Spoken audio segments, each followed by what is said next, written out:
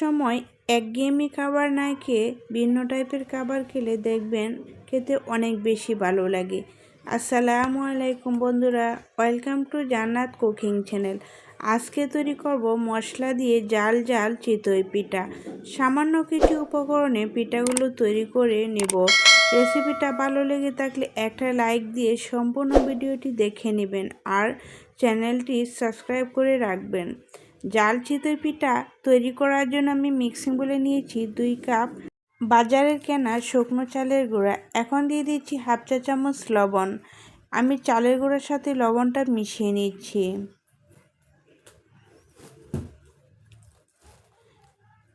এখন আমি এখানে দিয়ে দেব কুসুম গরম পানি। আর কুসুম গরম পানির পরিমাণটা আমি বুঝে বুঝে অল্প অল্প করে দিয়ে মিশিয়ে নেব।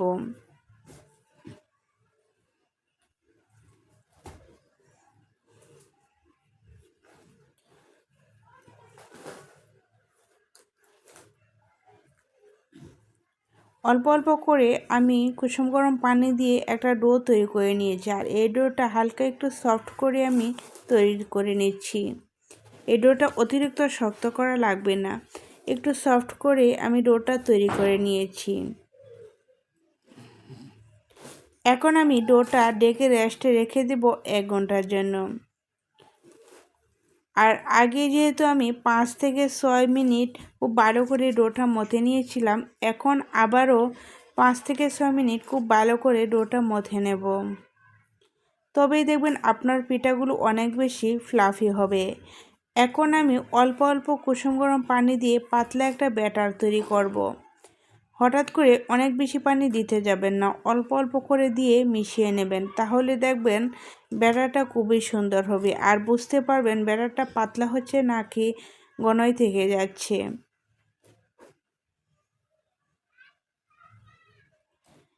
আমি এরকম করে ব্যাটারটা তৈরি করে নিয়েছি। এখন এখানে দিয়ে দিচ্ছি 2 টেবিল চামচ কুচি করা পেঁয়াজ কুচি, 1 টেবিল চামচ কাঁচামরিচ কুচি, 1/3 কাপ ধনেপাতা কুচি, আর দিয়ে দিচ্ছি হাফ চা চামচ হলুদের গুঁড়া, হাফ চা চামচ ধনিয়া গুঁড়া, 1 চা চামচ মরিচের গুঁড়া। এখন দিয়ে দিচ্ছি 1 চা চামচ গরম মশলা। আর এখন আমি সবগুলো উপকরণ হ্যান্ড দিয়ে খুব ভালো করে মিশিয়ে নেব। তাহলে দেখবেন মিশানোটা খুব সুন্দর হবে। 2 থেকে 3 মিনিট এভাবে আমি নাড়াচাড়া করে মশলাগুলো ব্যাটারের সাথে মিশিয়ে নিচ্ছি। মিশানোর পর ব্যাটারটা এরকম হবে। এর চেয়ে বেশি পাতলা অথবা এর চেয়ে বেশি ঘন হয়ে গেলে দেখবেন পিঠাগুলো ফুলতে চাইবে না। এখন আমি পিঠাগুলো তৈরি করে নেব। চুলায় একটি লোহার কড়াই বসিয়ে দিয়েছি।